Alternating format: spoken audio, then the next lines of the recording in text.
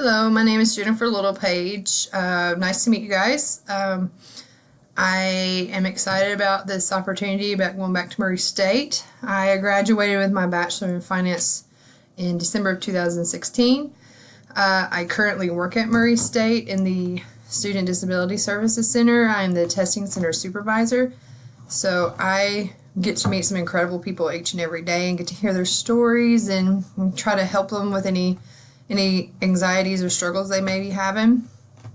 I have two small children. Sadie is 7 and Simeon is 5.